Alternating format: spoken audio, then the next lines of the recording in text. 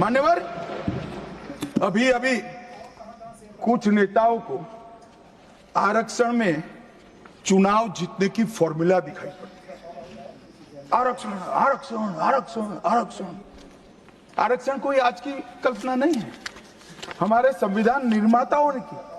Article 15 और 16 में SC, ST और ओबीसी को आरक्षण का प्रोविजन किया गया है। मान्यवर, ये मूल प्रोविजन है, कोई नया नहीं है। इतनी जोर से आरक्षण आरक्षण आरक्षण कर छाती चौड़ी कर चिल्लाते। आज मैं बताना चाहता हूं कि कांग्रेस पार्टी किस प्रकार से आरक्षण विरोधी पार्टी है। मान्यवर, इनका कहना और करना दोनों अलग है। मान्यवर, आरक्षण के लिए नेहरू जी के उद्गार अंत में मैं बताऊंगा, परंतु ओबीसी को आरक्षण देने के लिए 1955 में काका साहेब कालेलकर कमीशन बना। मान्यवर, इसका रिपोर्ट कहां है? दोनों सदन के रिकॉर्ड पर मैंने ढूंढा, कहीं नहीं है, बुला दिया गया। क्यों? क्योंकि ओबीसी को आरक्षण मिलता था। बैठिए बैठिए बैठिए ना, मैं प्रक्रिया बताता हूं। अर्ध सत्य नहीं बोलता हूं भाई,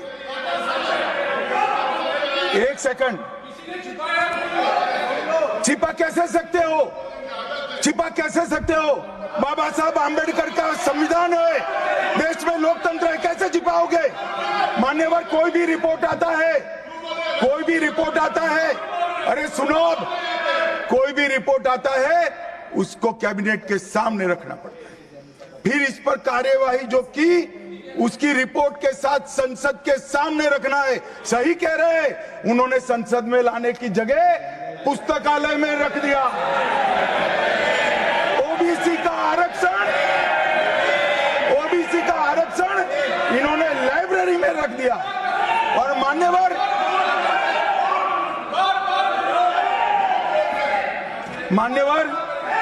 अगर काका साहेब कालेलकर कमीशन का रिपोर्ट स्वीकार कर लिए होते तो 1980 में मंडल कमीशन की रिपोर्ट की जरूरत ना पड़ती।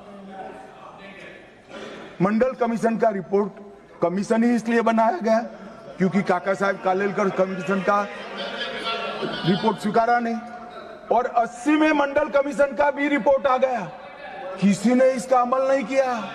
अमल कब हुआ? जब 90 में इनकी सरकार गई तब अमल हुआ।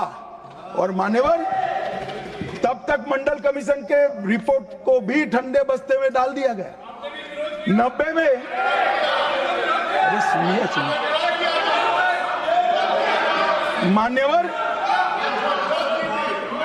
मान्यवर, मंडल कमीशन के रिपोर्ट को जब स्वीकार किया गया, लोकसभा में प्रतिपक्ष के नेता थे श्रीमान राजीव गांधी। मैंने राजीव गांधी जी के सभी भाषणों को खंगाला।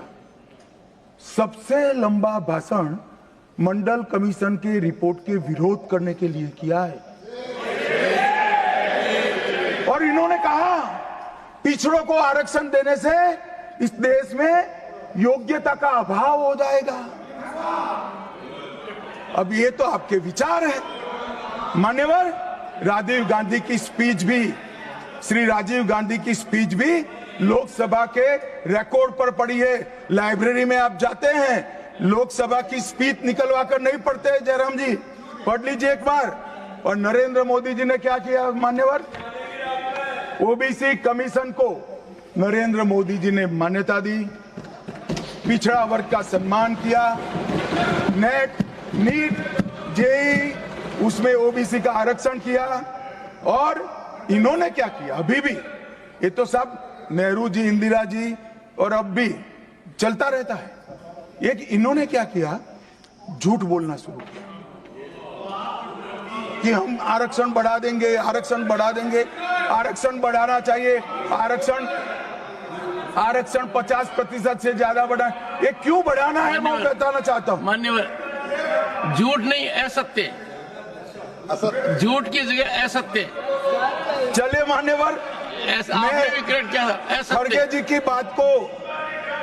की बात को स्वीकार कर लेता हूं, उन्होंने झूठ नहीं बोला, वो सत्य से परे बोले हैं, वो नहीं बोलना चाहिए। मान्यवर, इन्होंने 50% से ज्यादा आरक्षण करने की वकालत की। मैं आज देश की जनता को कहना चाहता हूं कि देश के 2 राज्यों में धर्म पर आरक्षण अस्तित्व में है, धर्म के आधार पर आरक्षण, ये गैर संवैधानिक है। मान्यवर, संविधान सभा की कोई भी डिबेट आरक्षण के प्रावधान करने वाले आर्टिकल की पढ़ लीजिए, इसमें स्पष्ट किया गया है कि कोई भी आरक्षण धर्म के आधार पर नहीं हो सकता, आरक्षण पिछड़ापन के आधार पर।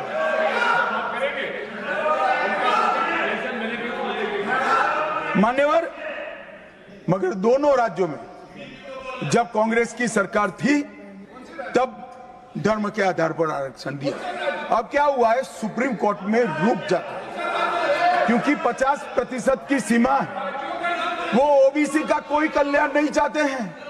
50% की सीमा बढ़ाकर मुसलमानों को आरक्षण देना चाहते हैं, मानिए धर्म के आधार पर आरक्षण देना चाहते हैं। और मैं आज फिर से एक बार इस सदन में जिम्मेदारी तब के साथ कहता हूं, दोनों सदन में जब तक भाजपा का एक भी सदस्य है, धर्म के आधार पर आरक्षण हम नहीं होने देंगे। इस संविधान विरोधी। मान्यवर, मैं अब